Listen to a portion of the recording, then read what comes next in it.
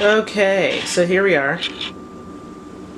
We're gonna, so as I said in some video on some other channel or something or not or who knows,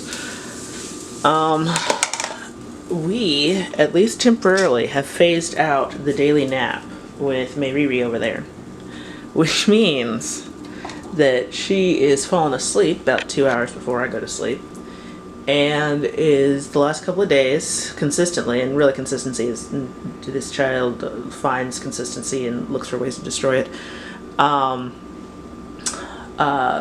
consistently, because I wake up at 7, she's still asleep, because really if she went to bed at midnight, you know, she's only just starting to clock in, you know, good hours for a little kid. And if you clock in like her naps and, you know, daily sleep, you know, 8, 9, 10 hours, and that's if I stay in bed with her. So just getting rid of that nap, which I had a feeling would happen. These are hard days, but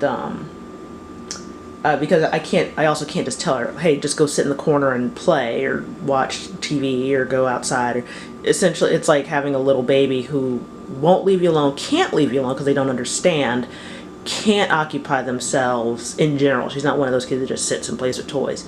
So you have this kid who's just always up in your grill all the time, and I'm happy to accommodate her. But now, because she doesn't take the nap that, you know, requires me to be there and help her fall asleep and help her stay asleep and this thing and that, then the minute I get up, she gets up.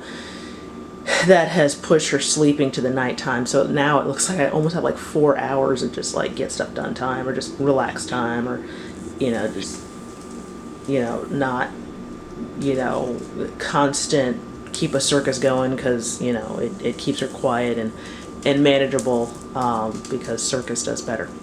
So she is gravitating more and more to solids. At this point, every day she has something to eat, sometimes multiple things to eat. Turkey, ham, breads.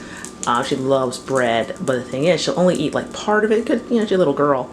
So, I mean, we're going through even like or what used to be 88 cents, now is like 90 something cents bread at Walmart. You know, every day. I mean, it's like a bag every 2 days, if that. You know, because, you know, she'll eat it, and then, you know, she'll get more and more and more and more, and I'm not gonna like not, I mean, she's training to eat food, so I'm like, yeah, you get as much bread as you want. Every time she asks for food, I give it to her. The thing is, that's, even if the bread's cheap, storing it is impossible, because, I mean, I barely have enough storage space as it is. I'm gonna have to work on like shelves and you know, storage type deals in here. But also, you know, the gas and the having to get it and source it. It would just be so much easier if I figure out how to make bread here in the first place. Now, we're going to start off with shortbreads. I saw a biscuit recipe on my flour bag. So we're going to start that first and just kind of do shortbreads. I need a baking soda. I got my bread ingredients. I did get yeast, and eventually I'm going to start making bread with yeast, and then I'm going to gravitate into just doing sourdough, probably like, I think, bulk sourdough starter use, so that way I'm not actually throwing, any discard is just put into what I'm making that day, instead of, okay, we have the discard, I'm going to throw it away and then, you know, keep a little bit for the good rising and keep it for 7 days, and after 7 days hop on one foot and all that magic. And I'm going to make the recipe the way it needs to be, because I also have to figure out my oven here. This is my little oven. As you can see, it's warming up, because the issue with, you know, you can't just put the two on top on the burner because it's just going to get too hot on the bottom. So we have the burner there, because there's no oven in here. That's Bax. And Marie likes to hang out in there, you know, so there's no oven in there. So I have to figure out how to even use this oven in the first place. So we have to do the recipe by the book.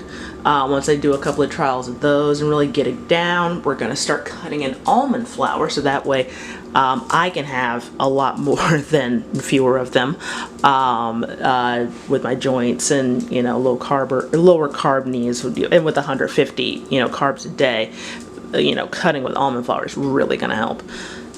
You know, you can make peanut butter and jelly sandwiches, smear on some mayonnaise, some you know, probably even like olive oil and some spices or some herbs.